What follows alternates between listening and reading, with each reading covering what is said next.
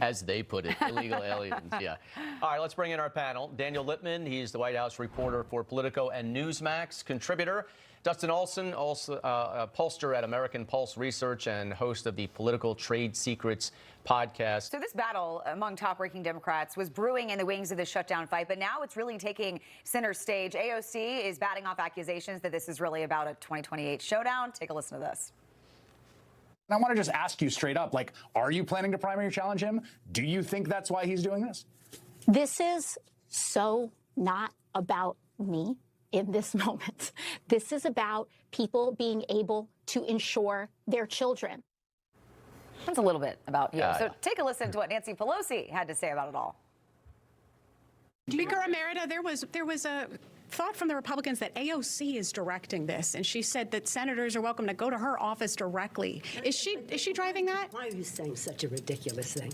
I'm just quoting what AOC said. She said go to her office directly. Do you think there's any credibility to that? Directing this. Oh, okay. Dustin, you're a pollster. We're essentially already in midterm season, and this fight is really bleeding into the 2028 election. Where is all this headed? Well, it's not 100% about AOC, but it is a little bit about AOC. And I think it's partly just about the Democratic Socialists who are taking over the Democratic Party. You see in the Siena poll earlier this year that she would beat Chuck Schumer in a primary. Also, she has much higher favorables in the state than he does. So I think it's partly about that. But you also have Mamdani, who's poised to be the next mayor of New York City. And there is a feeling that what they saw back in the spring with all the beating up of Chuck Schumer when he went through with a deal with Republicans, that could happen again. But overall, it's interesting in the most recent Harvard-Harris poll that 14 of the 15 policies that they track, Trump still has above a majority support. But the top three are his work to deport illegals, his work to reduce prescription drug costs, and then also reduce fraud and waste in government.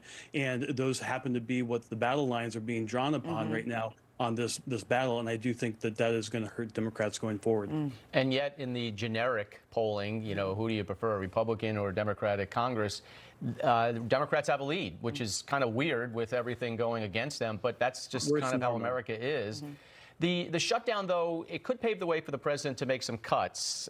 Some say he's not allowed to or shouldn't be able to fire people. They're taking the position, we're ready to do that, and we can.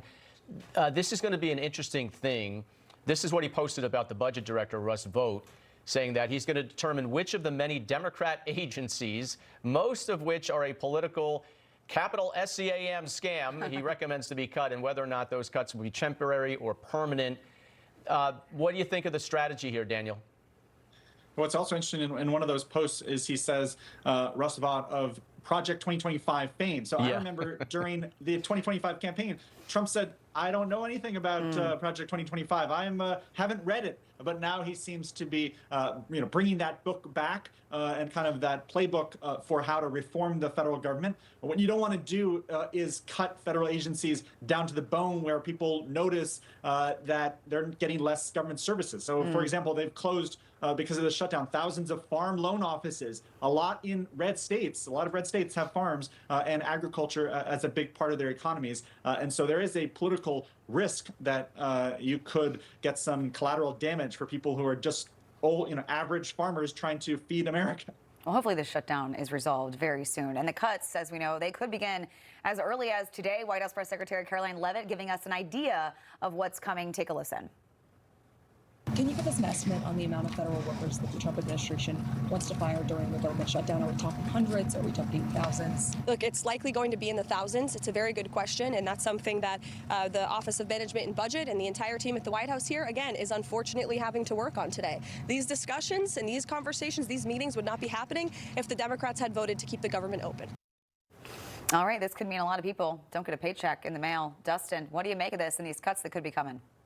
Well, it depends on what happens exactly. I doubt they're going to cut to the bone, but there are definitely things in government that people would like to see removed. And going back to what I was saying about the Harvard-Harris poll, they actually have 73% of Americans back the administration's efforts to cut fraud and waste in government. And if this looks like that to Americans, then they will back it, and they have backed it. In our own polling, 55% supported the DOGE efforts. So this is, I think, actually ultimately going to be popular. Now, it could have a big impact in a state like Virginia, Virginia that we have a governor's race coming up very soon. I think right now, actually, this probably hurts the Democrat who's running in this race and probably helps the Republican, but it depends on how deep any of these cuts are.